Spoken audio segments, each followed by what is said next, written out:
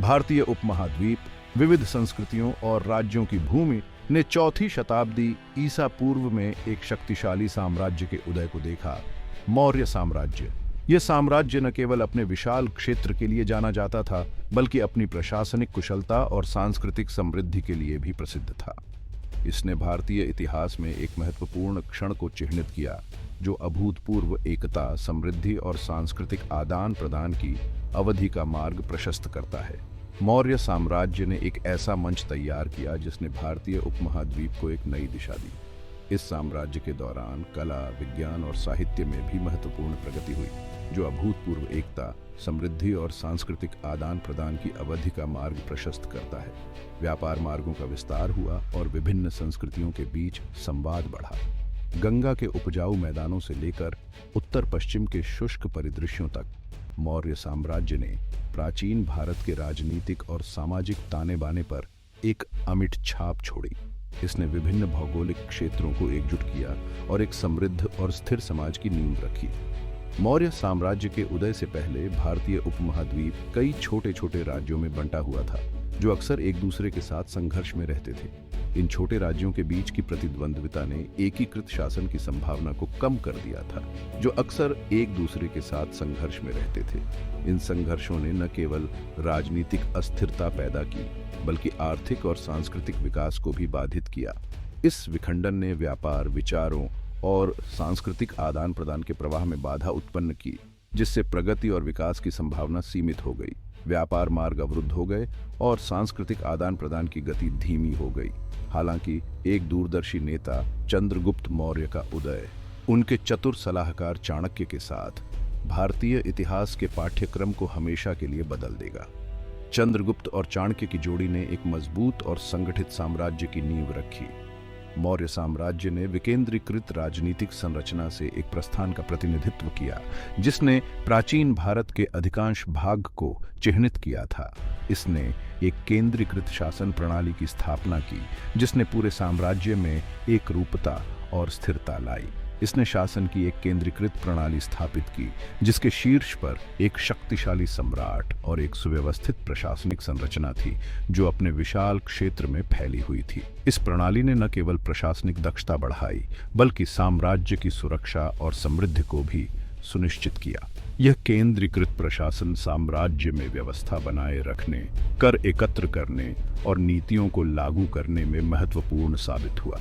इसने विभिन्न क्षेत्रों में कानून और व्यवस्था बनाए रखने में मदद की और साम्राज्य की आर्थिक समृद्धि को बढ़ावा दिया। मौर्य साम्राज्य का उदय केवल एक राजनीतिक घटना नहीं थी, बल्कि एक परिवर्तनकारी अवधि थी, जिसने अधिकांश भारतीय उपमहाद्वीप के लिए शांति, स्थिरता और समृद्धि के एक नए युग की शुरुआत की। इसने एक ऐसा वातावरण तैयार किया जिसमें कला, विज्ञान और साहित्य फल फूल सके। इसने भारतीय सभ्यता के स्वर्णिम युग की नींव रखी, बौद्धिक, कलात्मक और आर्थिक विकास को बढ़ावा दिया, जिसने आने वाली पीढ़ियों पर एक स्थायी विरासत छोड़ी। मौर्य साम्राज्य की यह विरासत आज भी भारतीय संस्कृति और इतिहास में जीवित है, और यह हमें एकता, समृद्धि और सांस्कृतिक विविधता के महत्व की याद दिलाती है। चंद्रगुप्त मौर्य मौर्य साम्राज्य के संस्थापक एक दूरदर्शी नेता थे, जिनकी महत्वाकांक्षा और रणनीतिक प्रतिभा ने प्राचीन भारत के सबसे बड़े साम्राज्यों में से एक की नींव रखी। उनकी दूरदर्शिता और नेतृत्व ने उन्हें इतिहास के पन्नों में अमर कर दिया। विनम्र परिस्थितियों में जन्मे चंद्रगुप्त का प्रारंभिक जीवन किंवदंती में डूबा हुआ है, लेकिन सत्ता में उनका उदय उनके असाधारण नेतृत्व गुणों और उनके गुरु चाणक्य के मार्गदर्शन का प्रमाण है। चंद्रगुप्त की कहानी एक साधारण व्यक्ति के असाधारण बनने की कहानी है। मौजूदा राजनीतिक व्यवस्था की कमजोरी को पहचानते हुए चाणक्य द्वारा निर्देशित चंद्रगुप्त ने उत्तर भारत के खंडित राज्यों को एकीकृत करने के लिए सैन्य अभियानों की एक श्रृंखला शुरू की। चाणक्य की रणनीतियों और चंद्रगुप्त की दृढ़ता ने उन्हें एक अजेय जोड़ी बना दिया। चाणक्य ने न केवल चंद्रगुप्त को राजनीतिक और सैन्य रणनीतियों में प्रशिक्षित किया, बल्कि उन्हें एक महान शासक बनने के लिए आवश्यक नैतिकता और सिद्धांत भी सिखाए। यह मार्गदर्शन चंद्रगुप्त के शासनकाल के दौरान स्पष्ट रूप से दिखाई दिया। चंद्रगुप्त ने उत्तर भारत के खंडित राज्यों को एकीकृत करने के लिए सैन्य अभियानों की एक श्रृंखला शुरू की। उनके सैन्य कौशल और रणनीतिक कौशल ने उन्हें शक्तिशाली नंद वंश को पराजित करने में सक्षम बनाया, जिन्होंने उपजाऊ गंगा के मैदानों पर शासन किया। नंद वंश को पराजित करने के बाद चंद्रगुप्त ने 322 ईसा पूर्व में मौर्य साम्राज्य की स्थापना की। यह विजय न केवल उनकी सैन्य शक्ति का प्रमाण थी, बल्कि उनकी नेतृत्व क्षमता का भी। मौर्य साम्राज्य ने उपजाऊ गंगा के मैदानों पर शासन किया, जो कृषि और व्यापार के लिए अत्यंत महत्वपूर्ण थे। इस क्षेत्र पर नियंत्रण ने साम्राज्य को आर्थिक रूप से समृद्ध बनाया। 322 ईसा पूर्व में मौर्य साम्राज्य की स्थापना की। चंद्रगुप्त के शासन ने भारतीय इतिहास में एक नए युग की शुरुआत की। यह युग राजनीतिक स्थिरता और आर्थिक समृद्धि का था। चंद्रगुप्त के शासन ने भारतीय इतिहास में एक नए युग की शुरुआत की। उन्होंने पाटलिपुत्र को अपनी राजधानी के रूप में शासन की एक केंद्रीकृत प्रणाली की स्थापना की, जो एक हलचल भरा शहर था, जो रणनीतिक रूप से प्रमुख व्यापार मार्गों के संगम पर स्थित था। पाटलिपुत्र न केवल प्रशासनिक केंद्र था, बल्कि यह सांस्कृतिक और बौद्धिक गतिविधियों का भी केंद्र था। यहाँ पर विद्वानों और कलाकारों का जमावड़ा लगा रहता था, जो एक हलचल भरा शहर था, जो रणनीतिक रूप से प्रमुख व्यापार मार्गों के संगम पर स्थित था। इसने मौर्य साम्राज्य को व्यापार और वाणिज्य में एक प्रमुख शक्ति बना दिया। साम्राज्य को प्रांतों में विभाजित किया गया था। प्रत्येक का नेतृत्व सम्राट द्वारा नियुक्त एक गवर्नर करता था, जो विशाल क्षेत्रों पर कुशल प्रशासन और नियंत्रण सुनिश्चित करता था। ये प्रणाली प्रशासनिक दक्षता और स्थिरता को बढ़ावा देती थी।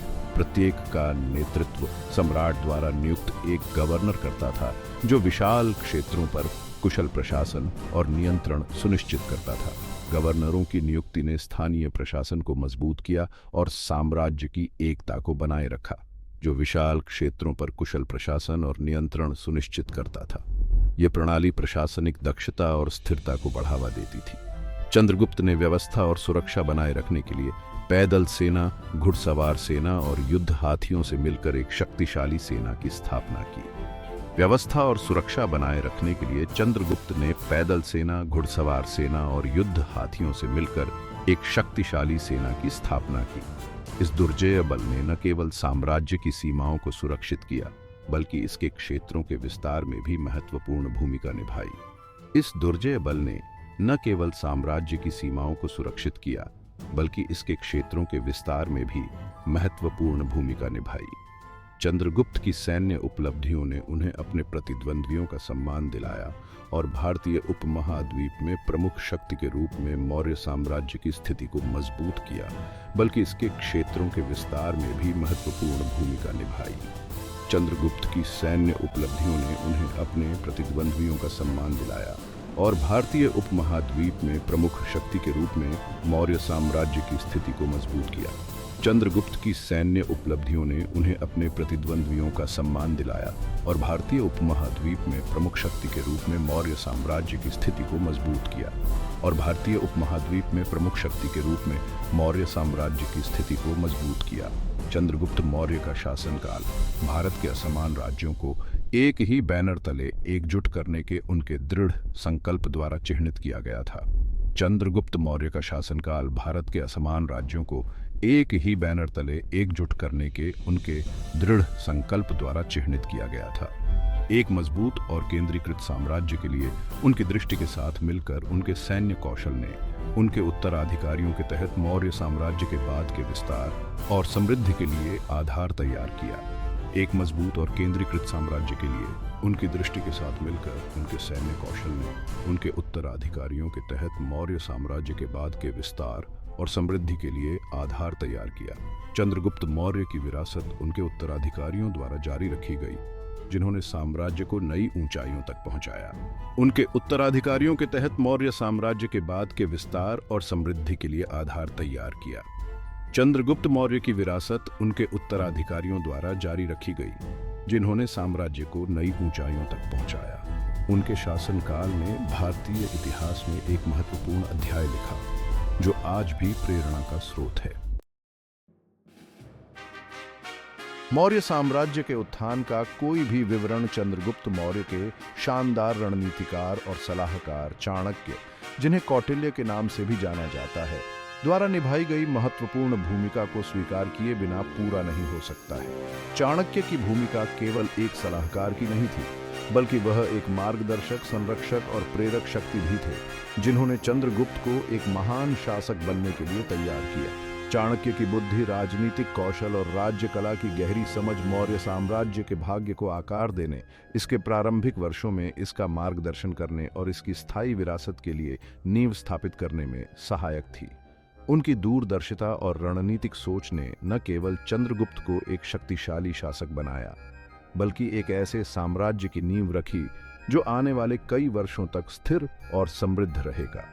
चाणक्य के राजनीतिक दर्शन, जैसा कि उनके मौलिक काम अर्थशास्त्र में उल्लिखित है, ने एक मजबूत और केंद्रीकृत राज्य के महत्व पर जोर दिया, जो व्यावहारिकता और वास्तविक राजनीति की गहरी समझ द्वारा निर्देशित है। उन्होंने यह भी सिखाया कि एक शासक को अपने राज्य के हर पहलू पर नियंत्रण रखना चाहिए, चाहे वह आर्थिक हो, सामाजिक हो या सैन्य। उनका मानना था कि व्यवस्था बनाए रखने, क्षेत्र की रक्षा करने और लोगों के कल्याण को बढ़ावा देने के लिए एक शक्तिशाली शासक की आवश्यकता है, जो एक सुव्यवस्थित प्रशासनिक प्रणाली द्वारा समर्थित हो। चाणक्य ने यह भी सुनिश्चित किया कि प्रशासनिक प्रणाली में पारदर्शिता और जवाबदेही हो, ताकि जनता का विश्वास और समर्थन बना रहे। चंद्रगुप्त की क्षमता को पहचानते हुए चाणक्य ने उन्हें अपने अधीन कर लिया, उन्हें उस नेता में ढाल दिया जो अंततः अधिकांश भारतीय उपमहाद्वीप को एकजुट करेगा। चाणक्य ने चंद्रगुप्त को न केवल युद्ध की कला सिखाई, बल्कि कूटनीति, न्याय और शासन के सिद्धांत भी सिखाए। उन्होंने चंद्रगुप्त में रणनीतिक सोच, कूटनीति और शासन की कला के महत्व को स्थापित किया, ऐसे सबक जो आने वाले वर्षों में अमूल्य साबित हुए। चाणक्य ने चंद्रगुप्त को यह भी सिखाया कि कैसे अपने दुश्मनों को पराजित करना है और अपने राज्य का विस्तार करना है। उन्होंने चंद्रगुप्त में रणनीतिक सोच, कूटनीति और शासन की कला के महत्व को स्थापित किया, ऐसे सबक जो आने वाले वर्षों में अमूल्य साबित होंगे। चाणक्य ने चंद्रगुप्त को यह भी सिखाया कि कैसे अपने दुश्मनों को पराजित करना है और अपने राज्य का विस्तार करना है। चाणक्य का प्रभाव सैन्य रणनीति और राजनीतिक मार्गदर्शन से परे था। उन्होंने मौर्य साम्राज्य की प्रशासनिक संरचना को स्थापित करने में महत्वपूर्ण भूमिका निभाई, जो अपनी दक्षता और योग्यता के आधार पर नियुक्ति पर जोर देने की विशेषता थी। चाणक्य ने यह भी सुनिश्चित किया कि प्रशासनिक प्रणाली में पारदर्शिता और जवाबदेही हो, ताकि जनता का विश्वास और समर्थन बना रहे। चाणक्य का प्रभाव सैन्य रणनीति और राजनीतिक मार्गदर्शन से परे था। उन्होंने मौर्य साम्राज्य की प्रशासनिक संरचना को स्थापित करने में महत्वपूर्ण भूमिका निभाई, जो अपनी दक्षता और योग्यता के आधार पर नियुक्ति पर जोर देने की विशेषता थी। चाणक्य ने यह भी सुनिश्चित किया कि प्रशासनिक प्रणाली में पारदर्शिता और जवाबदेही हो, ताकि जनता का विश्वास और समर्थन बना रहे। उन्होंने मौर्य साम्राज्य की प्रशासनिक संरचना को स्थापित करने में महत्वपूर्ण भूमिका निभाई, जो अपनी दक्षता और योग्यता के आधार पर नियुक्ति पर जोर देने की विशेषता थी। उन्होंने एक ऐसी प्रणाली की वकालत की जहां अधिकारियों को उनकी सामाजिक प्रतिष्ठा के बजाय उनकी क्षमताओं के आधार पर नियुक्त किया जाता था, ये सुनिश्चित करते हुए कि सबसे सक्षम व्यक्ति सत्ता के पदों पर हों। उन्होंने एक ऐसी प्रणाली की वकालत की जहां अधिकारियों को उनकी सामाजिक प्रतिष्ठा के बजाय उनकी क्षमताओं के आधार पर नियुक्त किया जाता था, यह सुनिश्चित करते हुए कि सबसे सक्षम व्यक्ति सत्ता के पदों पर हों। चाणक्य का यह दृष्टिकोण मौर्य साम्राज्य की स्थिरता और समृद्धि के लिए महत्वपूर्ण था, यह सुनिश्चित करते हुए कि सबसे सक्षम व्यक्ति सत्ता के पदों पर हों। चाणक्य की विरासत चंद्रगुप्त मौर्य के सलाहकार के रूप में उनकी भूमिका से कहीं आगे तक फैली हुई है। अर्थशास्त्र में निहित उनकी शिक्षाओं का आज भी विद्वानों द्वारा अध्ययन और बहस की जाती है, जो न केवल भारत में बल्कि दुनिया भर में राजनीतिक विचार और राज्य कला पर उनके स्थायी प्रभाव का प्रमाण है। चाणक्य की विरासत चंद्रगुप्त मौर्य के सलाहकार के रूप में उनकी भूमिका से कहीं आगे तक फैली हुई है। अर्थशास्त्र में निहित उनकी शिक्षाओं का आज भी विद्वानों द्वारा अध्ययन और बहस की जाती है, जो न केवल भारत में बल्कि दुनिया भर में राजनीतिक विचार और राज्य कला पर उनके स्थायी प्रभाव का प्रमाण है। चाणक्य की शिक्षाओं ने न केवल मौर्य साम्राज्य को आकार दिया, बल्कि आने वाली पीढ़ियों के लिए भी एक मार्गदर्शक सिद्धांत के रूप में कार्य किया। अर्थशास्त्र में निहित उनकी शिक्षाओं का आज भी विद्वानों द्वारा अध्ययन और बहस की जाती है, जो न केवल भारत में बल्कि दुनिया भर में राजनीतिक विचार और राज्य कला पर उनके स्थायी प्रभाव का प्रमाण है।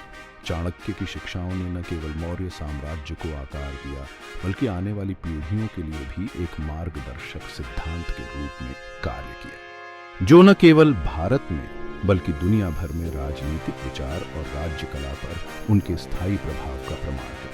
मौर्य साम्राज्य के भाग्य को आकार देने में उनका ज्ञान और रणनीतिक प्रतिभा महत्वपूर्ण थी। चाणक्य की शिक्षाओं ने न केवल मौर्य साम्राज्य को आकार दिया, बल्कि आने वाली पीढ़ियों के लिए भी एक मार्गदर्शक सिद्धांत के रूप में कार्य किया। मौर्य साम्राज्य के भाग्य को आकार देने में उनका ज्ञान और रणनीतिक प्रतिभा महत्वपूर्ण थी। चाणक्य की शिक्षाओं ने न केवल मौर्य साम्राज्य को आकार दिया, बल्कि आने वाली पीढ़ियों के लिए भी एक मार्गदर्शक सिद्धांत के रूप में कार्य किया।